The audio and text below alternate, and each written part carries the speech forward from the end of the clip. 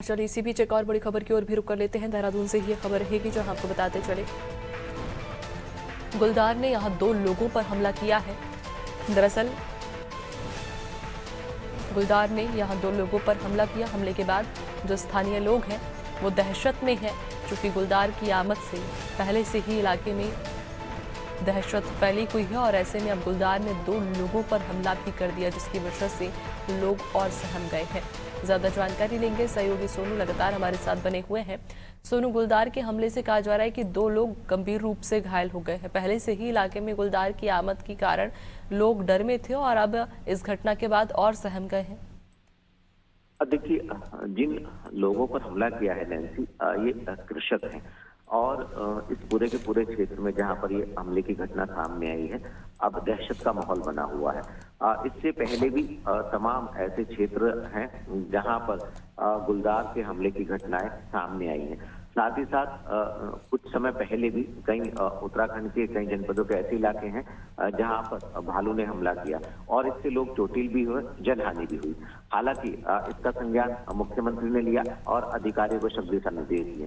मुख्यमंत्री के निर्देश के बाद विभाग के जो उच्च स्तरीय अधिकारी हैं उन्होंने रणनीति बनाई और उसके तहत सुरक्षा प्रदान करने की कोशिश की जा रही है। विभागीय स्तर पर प्रयास किए जा रहे हैं, कंट्रोल रूम स्थापित किया गया है।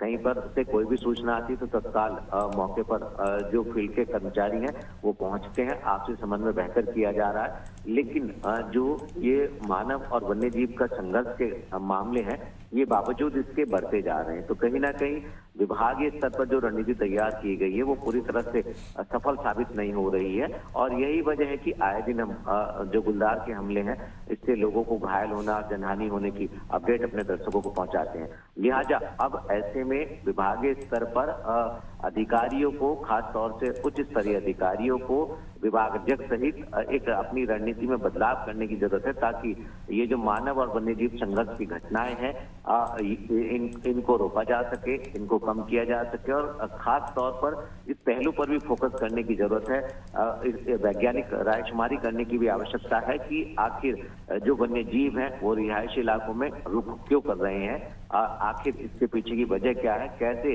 इनकी आवाजाही को कम किया जा सकता है। नैन्सी, बिल्कुल, यानी कि अब गुलदार की आवाजाही को कम करने के लिए, जिसकी वजह से इस प्रकार की जो घटनाएं हैं वो फिर से उनकी पुनरावृत्ति ना हो, इसको लेकर प्रयास किए जा रहे हैं। लेकिन खैर देखना लाजमी होगा कि आखिरकार जो वन अमला है वो अपने प्रयासों में कितना सफल हो पाएगा। बहुत शुक्रिया आपका, बने रहिएगा और भी आगे आपसे अपडेट्स लेंगे।